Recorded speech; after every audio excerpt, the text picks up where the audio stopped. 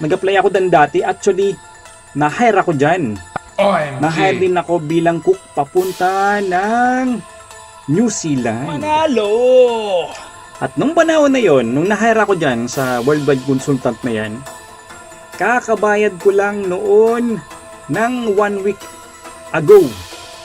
Na-hire ako dyan, nakapasa ako ng first interview. Tapos ngayon hinihintay ko yung dalawa, yung Canada ko saka yung New Zealand ko.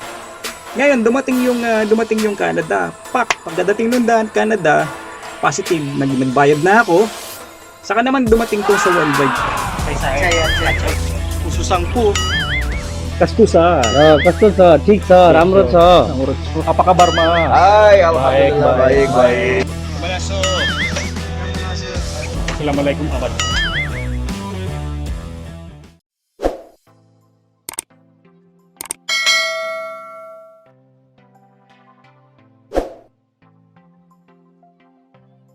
Aywa, panalo mga kamanoy. Yes. Manalo! Matagal-tagal tayong hindi nakapag-vlog dito sa kwarto mga kamanoy. May tanong tayo about pa Canada. May isa kasing nag-comment dito sa akin. Ang pangalan niya ay si Ma'am Marlene Batulanon 7692. Yan, 11 days ago. Ang tanong ni Ma'am Marlene sa pag-a-apply pa Canada to, gusto daw niya. Ito yung tanong niya. Hello kabayan, ako po ay dito sa Kuwait. Paglalait din si Ma'am. Hello sa iyo Ma'am Marlene. Andito ako sa Almia. Ikaw saan ka po ba? No? Saan ka po ba Ma'am?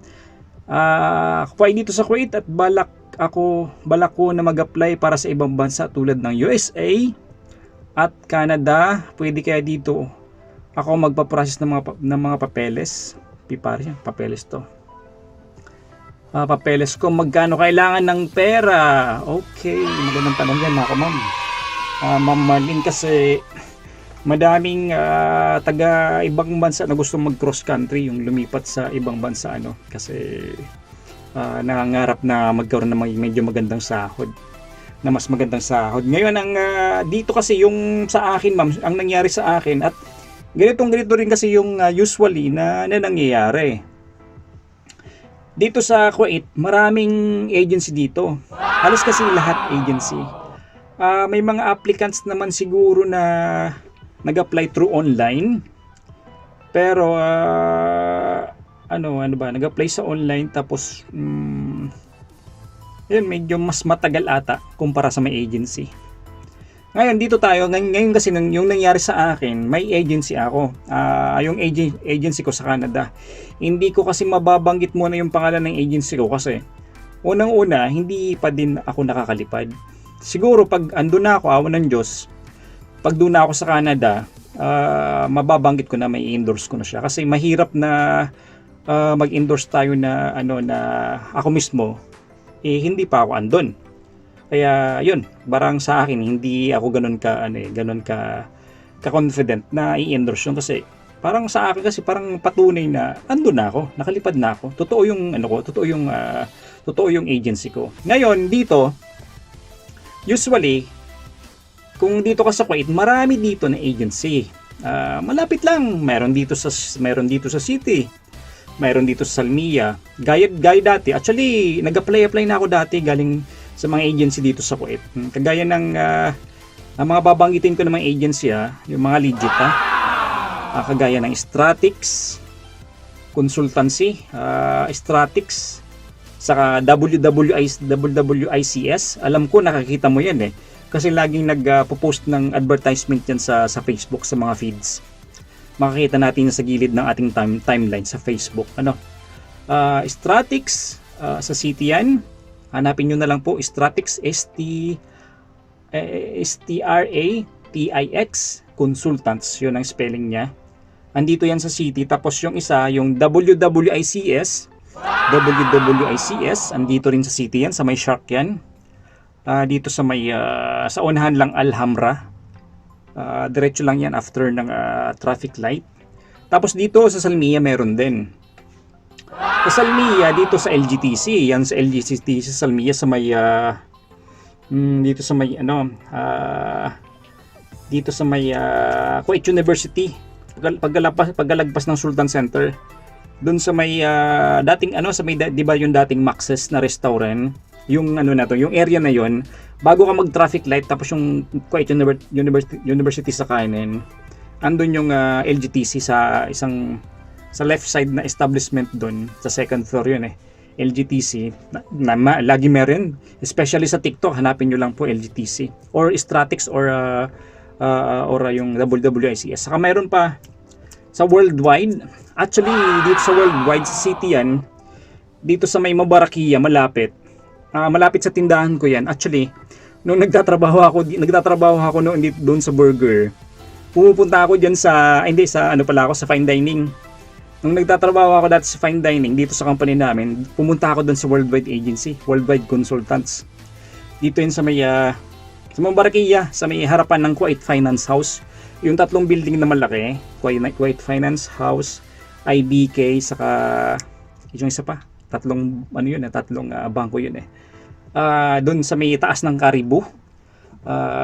Nag-apply ako doon dati. Actually, na-hire ako dyan. Na-hire din ako bilang cook papunta ng New Zealand. OMG. At nung panahon na yon, nung na-hire ako dyan sa Worldwide Consultant na yan, kakabayad ko lang noon ng 1 week ago. Na-hire ako dyan, nakapasa ako ng first interview. Tapos ngayon hinihintay ko yung dalawa, yung Canada ko saka yung New Zealand ko. Ngayon dumating yung Canada. Pagdating nun Canada, positive, nagbayad na ako. Saka naman dumating tong sa Worldwide Consultant papunta ng New Zealand. Ang posisyon ko noon is cook. At sa pagkakatanda ko noon, ang rate namin per hour noon is 21 New Zealand dollar yung offer sa amin noon. At nung panahon na yon, hindi after 1 week nag-iisip-isip ako kung ano talagang dapat na gagawin ko. Napag-decide ko talaga na mag-Canada na lang ako kasi nga wala na, nagbayad na ako ng kalahati. At nung panahon na yon, nag-send na ako doon sa Worldwide Consultant sa agent na yon na atras na ako kasi yun na nga, nakapagbayad na ako sa Canada. Na-late lang sila ng konti. Pero kung hindi dumating yung Canada ko, yung information ng galing sa agent ko noon sa Canada, malamang doon ako sa New Zealand. Kasi halos kung nung tinimbang ko din yung sahod, halos parehas lang Pero mas ang kagandahan nga lang sa New Zealand kasi mas malapit sa atin. Mas malapit sa Pilipinas, baka nasa lang yan, baka nasa 6 hours lang siguro na biyahe rekta. Pero yun, kung hindi naman rekta, mayroon siyang stopover sa Australia. Yan ang yan yung mga experience ko dito. Dati 2000 i-share ko na rin nung pag-a-apply ko dito. Around 2017 siguro, Pinoy Care. Kung maalala nyo, Pinoy Care na medyo nagkaroon ng issue about sa scam sa may-ari. Ang naka-base yan ang pinaka office niyan sa Cebu at nagkaroon niya ng branch dito. Doon din mismo sa LGTC, sa Pinoy Care. Basta Pinoy Care. Nag-orientation na din ako niyan doon sa ginanap pa yan dati sa Best Western sa Mabula. Nag-orientation na ako, ang initial noon is 300 KD. Kaso lang wala akong pera at magpa-process na sana. Pinalagpas ko na at kinalimutan ko na mag-Canada. Hanggang dumating itong chance ko ngayon. So, ganun lang, experience ko dito. Yun lang din siguro. So far yun lang ang natatandaan ko na pag-a-apply mismo dito sa Kuwait. Na mayroon dito ng mga agency papunta ng Canada. Alam mo naman yan Ma'am Marlene, yung papunta ng Europe, ang dami. Yung mga papunta nga natin ng Poland diyan sa LGTC. Meron pa pala sa Kaizen, Kaizen United, personally kilala ko may-ari niyan. Pa-Poland sila, nasa Poland, madami silang offer, Croatia, Czech Republic. Medyo mababa nga lang yung offer, halos 300-250 lang dinar. Pero ang kagandahan kasi pag once na nagkaroon ka ng Schengen visa, sa mga bansang yan, bilang initial na trabaho mo sa bansa, especially sa Poland, pwede ka na mag-travel sa 23 bansa ng Europe. Coverage siya ng cover siya ng Schengen visa. So yun lang, hanap-hanap pa lang yung minention ko sa iyo ng mga agency. Punta mo sila personal at magtanong ka personally kung ano yung mga dapat na mga charges. At sa pagkakaalam ko, medyo malaki ang charge. Maghanda ka lang ng mga 1.5 minimum siguro, 1,500 dinar to pataas. Yan. Pero kung sa Europe ka pupunta, sa mga Poland, bababa lang. Mga nasa 600 to pataas. Yun lang mga ma'am. Yun lang Ma'am Marlene, hanap-hanap ka lang dito and good luck sa'yo. Pag once na andun na ako siguro, walang Diyos, ka na lang, comment ka na lang at malay natin, hindi natin alam at may rekomenda kita kung sakali. Standby ka lang dito sa aking channel. Alright, sa mga may tanong pa dito, about sa pagpoproseso ko, actually lately nawawala na ako ng gana. Actually nakapag-vlog nga ako na ayoko na, pero siguro nung time na yun, yung last vlog ko na yun, demoralized lang ako, nawala lang ako sa hulog kasi nga nalulungkot ako at nawawala na ako ng pag-asa. Pero lately, awan ng Diyos naging kalmado din naman ako at sige, Panalo! Yeah! Let's see.